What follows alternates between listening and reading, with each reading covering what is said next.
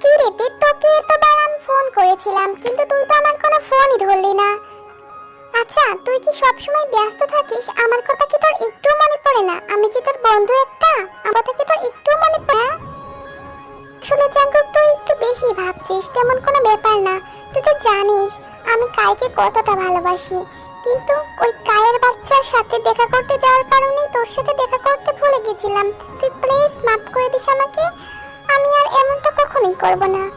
তুই যে কাইকে ভালোবেসে আমাকে ভুলে যাবি এটা আমি কখনোই চিন্তা করি নাই। আহা জাঙ্কুক, আমি সরি বলছি তো, আর কখনো এরকম করব না, আর তোকে ভুলেও যাব না। প্লিজ এমন করে মন খারাপ করে থাকিস না, আমার অনেক কষ্ট লাগে।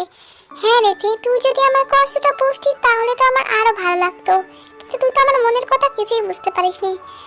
কথাটা জাঙ্কুক মনে মনে বলল, কিন্তু জাঙ্কুকের কথা শুনে তে বলে উঠলো, আরে জাঙ্কুক তুই কি মনে, তুই কি আমাকে নিয়ে কিছু বললি? আরে না, তোকে নিয়ে আমি কি বলবো, তোকে নিয়ে কি কিছু বলার আছে আমার? আচ্ছা তে যাই হোক, অনেক দেরি হয়ে গেল, চল আমরা ক্লাসে যাই। হ্যাঁ জাঙ্কুক চল চল, অনেকটা লেট হয়ে গেল। তখন জাঙ্কুক আর তে দুজনকে হাত ধরে চলে গেল ক্লাসরুমে।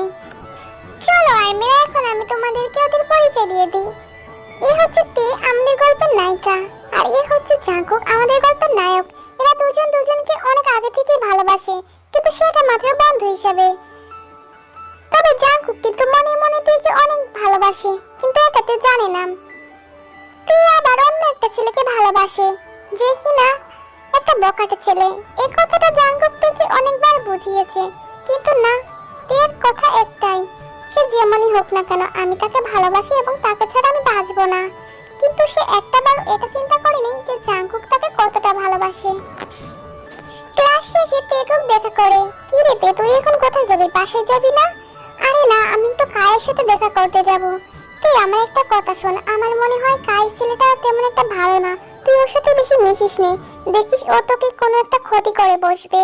জাঙ্কুক তুই সবসময় ওর ব্যাপারে এমন কেন বলিস? ও অনেক ভালো, তুই দেখে নিস তোর কথা একদিন মিথ্যা হবে। আচ্ছা তে, তুইও মিলিয়ে নিস, আমার কথাই সত্য হবে যে কাই ছেলেটা ভালো না। আচ্ছা জাঙ্কুক যা তো, তোর এইসব ভেজাল আমার একদমই ভালো লাগছে না। তখন জাঙ্কুক আর কিছু কথা না বলে এখান থেকে চলে গেল। এইভাবে করে আর অনেক কিছুদিন কেটে গেল। একদিন হঠাৎ করে তে জাঙ্কুকের কাছে এসে বলল, জাঙ্কুক জাঙ্কুক একটা কথা কি তুই জানিস? তোকে তো বলাই হয়নি। হ্যাঁ বল, কিসের কথা তুই বলতে চাইছিস আমাকে? আর বলিস না, কিছুদিন যাবত ধরে আমার আব্বু আমার জন্য ছেলে দেখছে, কিন্তু তুই তো জানিস আমি কাইকে কতটা ভালোবাসি। তুই এখন আমি কি করব, তুই একটু আমাকে বুঝিয়ে বল না। দেখতে এটা কিন্তু ঠিক না, তুই কাইকে ভালোবাসিস সেটা হয়তো জানি আমি, কিন্তু তুই যদি কাইকে এতটাই ভালোবাসিস তাহলে তুই কাইকে বল যে তোকে ওর জন্য বিয়ে করে ফেলে, তাহলেই তো ঝামেলা মুক্ত হয়ে যায়। এই কথাগুলো বলতে কিন্তু জাঙ্কুকের অনেক কষ্ট হচ্ছিল, কিন্তু তারপরে জাঙ্কুক অনেক কষ্ট করেই বলে কথাগুলো। তুই একদম ঠিক কথাই বলেছিস জাঙ্কুক, দাঁড়া আমি কাইকে ফোন দিচ্ছি। তখন কাইকে তে ফোন দেয়। হ্যালো কাই, তুমি কোথায়? আমার সাথে একটু কথা বলতে পারবা? দেখো তে, আমি অনেক বেশি ব্যস্ত আছি, এখন তোমার সাথে কথা বলার সময় নাই আমার। ও বাচ্চা, তাহলে ভালো থেকো কাই, যখন সময় পাও আমাকে একটু ফোন দিও, তোমার সাথে আমার অনেক কথা আছে। ঠিক আছে বেবি ভাই, ভালো থেকো। তের কোনো কথা শেষ না হতে হতেই কাই কলটা কেটে দেয়। তখন জাঙ্কুক হেসে বলে ওঠে, তে তুই এখনো মানুষ চিনতে পারলি না, দেখিস একদিন তো কেউ ঠকাবে, তখন তুই আমার কথাটা মিলিয়ে নিস। আচ্ছা জাঙ্কুক, তুই এইসব আজেরা পেঁচাল বাদ দে, সবসময় সব পেঁচাল ভালো লাগে না আমার। এটা বলেই জাঙ্কুক আর তে হাঁটা শুরু করলো।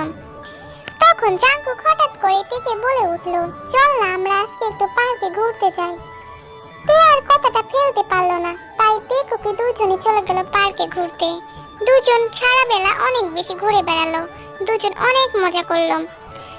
সন্ধ্যার সময় তে বলে উঠলো, চল এখন তো সন্ধ্যা লেগে গেছে, এখন আমরা সবাই বাসায় চলে যাই। জাঙ্কুক রাজি হয়ে গেল। যাওয়ার পথে তে ফুচকা দেখে বলে উঠলো, জাঙ্কুক জাঙ্কুক ওই দেখ ফুচকা, আমার না অনেক বেশি ফুচকা খেতে ইচ্ছা করছে, আমাকে একটু খাওয়াবি? তখন জাঙ্কুক না করলো না, তেকে নিয়ে ফুচকার দোকানে চলে গেল। তে এক প্লেট না দুইটা প্লেট খেয়ে ফেললো। তারপরেও বলল, জাঙ্কুক জানিস আরেকটা প্লেটও খেতে ইচ্ছা করছে। তখন জাঙ্কুক বলল, তোর যদি আরো খেতে ইচ্ছা করে তাহলে নিয়ে আমি বিল দিয়ে দেব।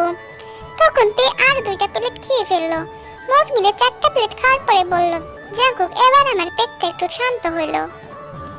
এবার টেকুকে বের হলো বাসার উদ্দেশ্যে যাওয়ার জন্য। টেকুকে পাশাপাশি হাঁটছে। জাঙ্কুকের বারে বারেতে হাতটা ধরতে ইচ্ছা করছে, কিন্তু সে পারছে না, অনেক ভয় লাগছে তে যদি তাকে ভুল বুঝে, এই কারণে সে আর হাত ধরছে না। কিন্তু থামার মাঝখানে তের হাত জাঙ্কুক ধরে। তে বুঝতে পারে জাঙ্কুক হয়তো তার হাতটা ধরার চেষ্টা করছে, তাই তো তে জাঙ্কুকের হাতটা নিজের হাতের ভিতরে নেয়। দুজন হাসতে হাসতে বাসার উদ্দেশ্যে রওনা হয়েছে। হঠাৎ যেতে যেতেই তে দেখতে পেল একটা রেস্টুরেন্টের দিকে কাই জানি কার সাথে গল্প করছে। তখন সে জাঙ্কুকের দিকে তাকালো। জাঙ্কুক, ওটা কাই না? হ্যাঁ, ওটা কাই তো দেখা যাচ্ছে।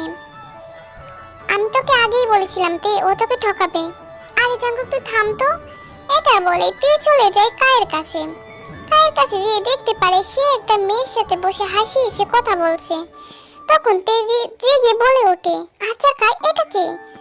তখন কি কাই আমতামতা করে বলে, আরে তে, এটা আমার গার্লফ্রেন্ড। ও যদি তোমার গার্লফ্রেন্ড হয়ে থাকে তাহলে আমি তোমার কি হই? তুমি কি পাগল নাকি? তোমার সাথে আমার যায় কখনো? তুমি নিজের কি দেখেছো একবারও? তুমি কোথায় আর আমি কোথায়? আমার বাবা কত বড় লোক, আর তুমি তো একদম মধ্যবিত্ত পরিবারের মেয়ে।